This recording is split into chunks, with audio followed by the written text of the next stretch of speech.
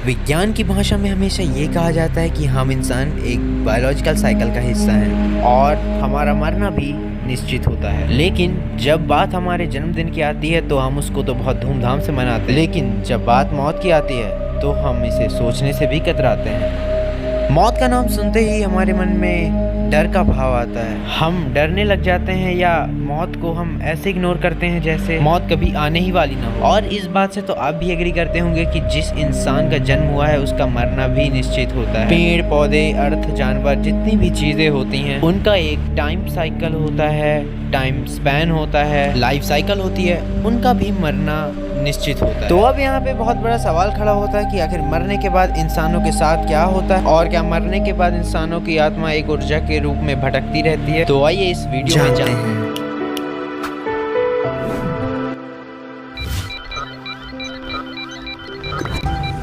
तो हेलो दोस्तों, मेरा नाम है प्रियांक और आप देख रहे हैं ऑल आउट देयर। अभी तक अगर आपने हमारे चैनल को सब्सक्राइब नहीं किया तो हमारे चैनल को सब्सक्राइब करके बेल आइकन को दबा दीजिए ताकि आपके पास हमारी ऐसे साइंस से रिलेटेड और फैक्ट्स से रिलेटेड वीडियो सबसे पहले पहुंच जाएं और आप वीडियो को देखने से चूके ना।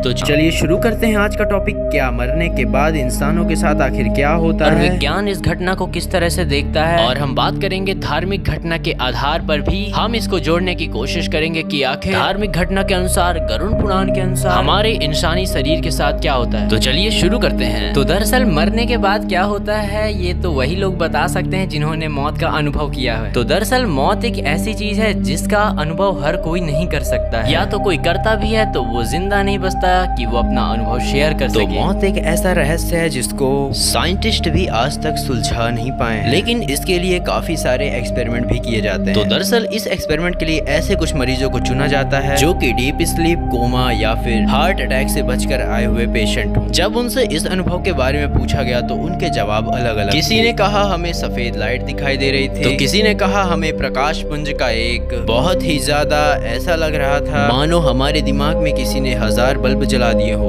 और कुछ लोग का मानना ये था कि हमें ऐसा लगा कि जैसे हमें जमीन के अंदर किसी ने गाड़ दिया हो और हम घबराहट के मारे उस जमीन के अंदर पड़े हुए थे, और जैसे किसी ने अचानक से हमें पकड़कर खींच दिया। कुछ लोग का कहना ये भी था कि जब वो मौत को एकदम पास से देख रहे थे या उन्हें अचानक से ऐसा अनुभव हुआ कि उनका शरीर अचानक से हल्का पड़ने लगा, उनके सारे बॉडी ऑर्गन ऐसा लग रहा था कुछ थे ही उनके शरीर के अंदर ऐसे ऐसे लोगों के अनुभव और थे। कुछ लोग का कहना ये भी था कि वो अपने ऑपरेशन को शरीर के बाहर से निकलकर देख सकते थे। इस चीज ने साइंटिस्टों को हैरान करके रख दिया, साइंटिस्टों को इस चीज पर सोचने पे मजबूर कर दिया कि क्या सच में इंसान की आत्मा मौत के निकट स्थिति पर क्या वो अपने साथ हो रही चीजों को देख सकती है। जब वैज्ञानिकों ने इन सब चीजों को सुना तो उन्हें इन सब चीजों पर विश्वास नहीं हुआ और उन्होंने चालू कर दिया एक अपना मिशन, और उन्होंने एक रिसर्च करने का सोचा। इस मिशन को उन्होंने नाम दिया ऑपरेशन अवेयर। इस मिशन का मुख्य उद्देश्य यह था कि क्या वाकई क्लिनिकल डेथ के बाद, यानी कि क्लिनिकल डेथ को मैं आपको एक्सप्लेन करना चाहूंगा। क्लिनिकल डेथ एक ऐसी चीज होती है जब हमारा हार्ट और ब्रेन काम करना बंद कर जाता है, तो ऐसी स्थिति को क्लिनिकल डेथ के नाम से जानते हैं। तो साइंटिस्टों ने ये सोचा कि क्या क्लिनिकल डेथ के बाद भी हमारे शरीर से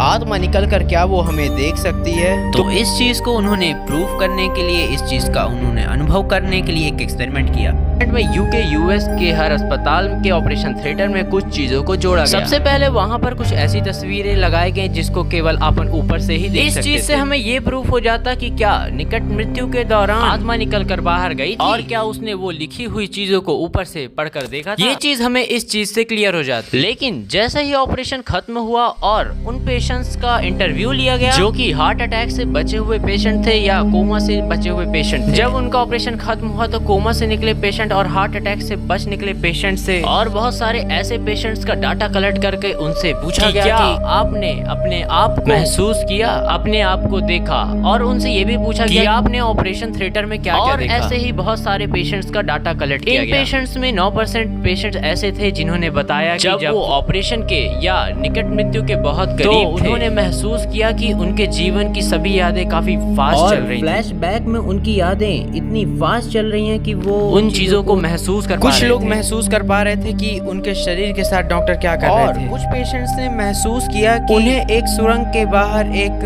तीव्र प्रकाश की ज्योत दिखाई दे रही थी, जो कि उन्हें अपनी ओर आकर्षित कर रही थी और अपने शरीर से निकलने पर मजबूर कर रही थी। कोई भी मरीज ये नहीं बता सका कि वहाँ पर नोट पर लिखी हुई बात क्या थी। आत्मा निकलने वाली बात तो हमारी गलत प्रूफ होती है। लेकिन अब भी सवाल ये है कि साइंटिस्ट या विज्ञान मौत को किस नजरिए से देखते हैं। तो आइए जानते हैं कि वैज्ञानिक दृष्टिकोण से मौत किस प्रकार से देखा जाता है। इंसान की मृत्यु की शुरुआत होती है उसके दिल की धड़कन बंद होने से, जिससे हमारे ब्लड का सर्कुलेशन बंद हो जाता है और टिश्यू और ऑर्गन तक ऑक्सीजन सप्लाई बंद हो जाती है। सांसें रुकने के कारण हमारे खून और टिश्यू में partial pressure of carbon dioxide की मात्रा बढ़ जाती है, जिससे हाइपरकैप्निया कहते हैं। ऑक्सीजन कम होने से हमारे खून का पीएच लेवल काफी कम हो जाता है, जिससे एसिडिक कंटेंट खून में ज्यादा हो जाता है। क्योंकि अब ब्रेन ऑक्सीजन के लिए बहुत ही ज्यादा सेंसिटिव होता है, तो कुछ ही टाइम बाद हमारे सोचने समझने की शक्ति खत्म होने लगती है। हमारे ब्रेन में ऑक्सीजन की सेल 4 से 5 मिनट में ऑक्सीजन की कमी के कारण मरने लगते हैं